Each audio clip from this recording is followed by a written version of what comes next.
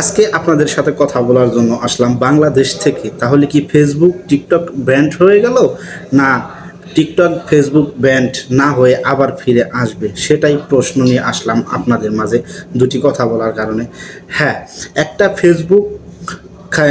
Facebook page বা Facebook profile খাড়া করানো কতটা যে কষ্ট একটা কন্টেন্ট ক্রিয়েটরই জানে, যে কতটা কষ্ট করে এটাকে আইডিটা দাঁড়া করাইতে হয়। হঠাৎ করে যদি বন্ধ হয়ে যায় তাহলে কতটা খারাপ লাগতে পারে এটা সবাই জানে। আর একটা কন্টেন্ট ক্রিয়েটার যে কতটা কষ্ট করে দাঁড় করিয়ে ইনকাম সোর্স করতে হয়, আর কতটা যে বর্তমানে বন্ধ থাকার কারণে লস হয়েছে, সেটা একটা কন্টেন্ট ক্রিয়েটারই বুঝবে, অন্য কেউ বুঝবে না।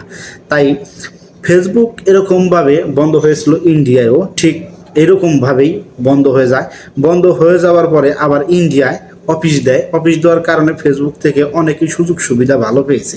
আমরাও আশা করব বাংলাদেশেও আমাদের ফেসবুক অফিস আসলে বাদে আমাদের যে ফেসবুকে সমস্যাগুলো আসে এগুলো আমরা সরাসরিভাবে গিয়ে কথা বলতে পারবো।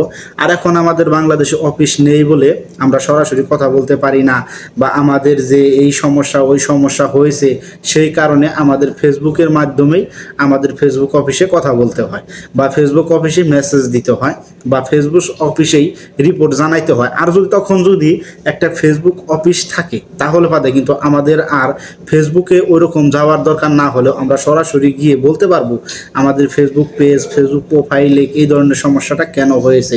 তাই সবাইকেই আশা রাখবেন যেন বাংলাদেশে আমাদের একটা ফেসবুক অফিসটা আসে। সেই প্রত্যাশা রেখে আজকের মতো বিদায় নিচ্ছি। আল্লাহ হাফেজ।